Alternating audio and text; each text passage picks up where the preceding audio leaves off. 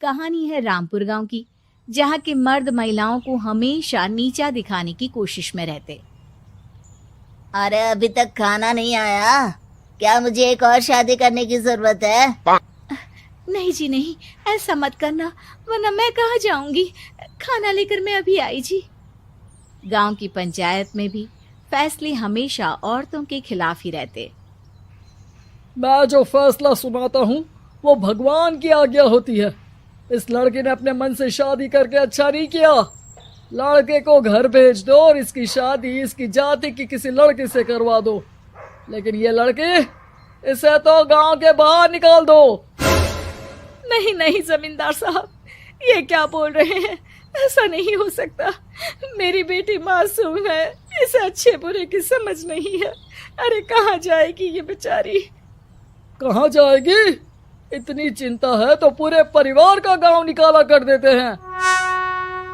बेचारे पूरे बसे बसाए परिवार को गांव छोड़ना पड़ता है। चाहे जो हो, अगर बेटियों को कंट्रोल नहीं कर सकते तो गांव में रहने का कोई मतलब नहीं है। यहाँ औरतों को दब कर रहना होगा। कोई भी अपने हिसाब से कुछ नहीं कर सकता, सब ईश्वर की मर्जी से ही होगा। तभी गांव का एक आदमी दौड़ा दौड़ा आता है। सरपंच साहब, जमींदार साहब, वो कालिया है ना, उसकी बेटी पढ़ने के लिए शहर जा रही है। अच्छा, ये कब हो गया? और कालिया की हिम्मत कैसे हो गई ऐसा करने की? लेकर आओ उसे और उसकी बेटी को। बस फिर क्या था, हाजिर हो जाते हैं कालिया और उसकी बेटी सरपंच के सामने। अरे कालिया, ये क्या सुनने में आ रहा है?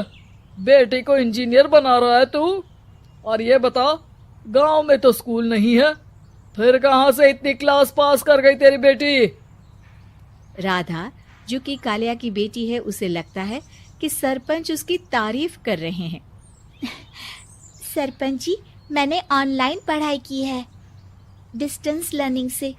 सभी में मैंने अच्छे नंबर पाए हैं, जिसे देखते हुए शहर की इंजीनियरिंग कॉलेज में मुझे स्कॉलरशिप मिली है।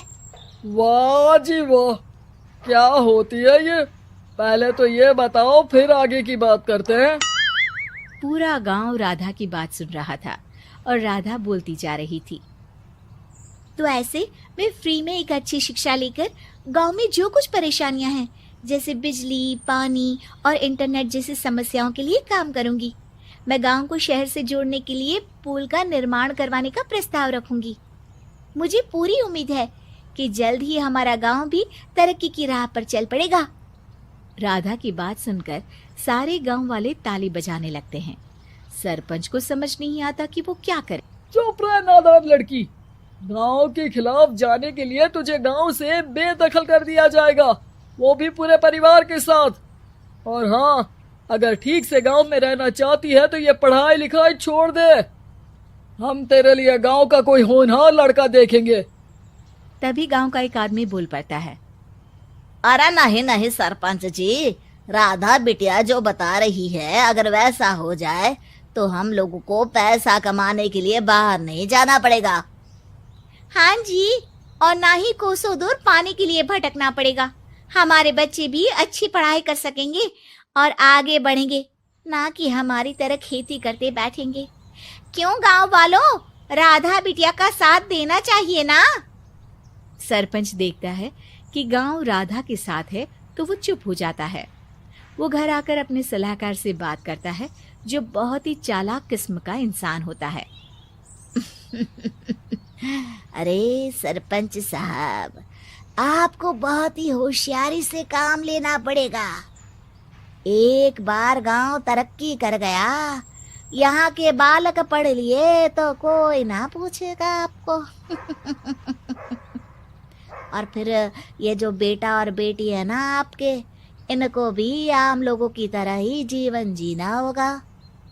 हाँ, लेकिन करे तो क्या करे? वो ना आप मुझ पर छोड़ दीजिए, बस मैं जैसा बोलूं करते जाइए। अगले रोज सुबह जब गांव वाले सोकर उठते हैं तो राधा के घर के बाहर और साथ ही वो लोग जिन्होंने राधा का सपोर्ट किया था, उनके घर के आगे लाल रंग से कल आऊंगी लिखा होता है। कल आऊंगी, ये क्या होता है? अरे यह तो खून से लिखा है, लगता है कोई भूत प्रेत या चुड़ैल का साया है। चलो सरपंच जी के पास चलते हैं। सभी सरपंच के पास जाकर उसे सारी बात बताते हैं। अरे ये तो बड़ी मुश्किल की बात है। चलो मैं एक बाबा को जानता हूँ, उन्हें बुला लेता हूँ। सरपंच बाबा को लेकर गांव के घर के बाहर जाता है। ओहो, तो ये वो चुड़ैल है जो उन लोगों को निशाना बनाते हैं जो गांव को बदलने का सपना देखते हैं। वो गांव को ऐसे ही संपन्न देखना चाहती है, वो नहीं चाहती कि कोई बाहरी यहाँ का कायाकल्प करे।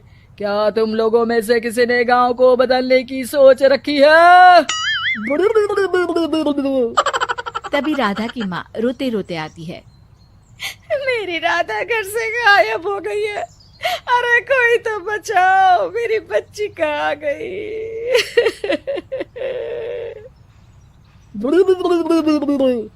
ले गई वो चुड़ैल, तेरी बच्ची को ले गई।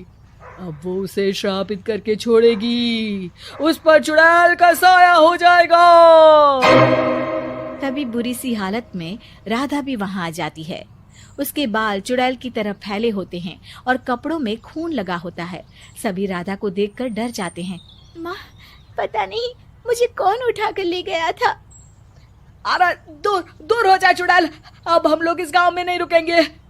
अरे कैसे बातें कर रहे हैं आप? कल तो आप मेरे भरोसे गांव का हुलिया बदलने, अपने बच्चों को पढ़ाने और तरक्की उन्नति की बात कर रहे थे, तो आज क्या हो गया आपको? ये फिर तुम लोगों को बहकाएगी।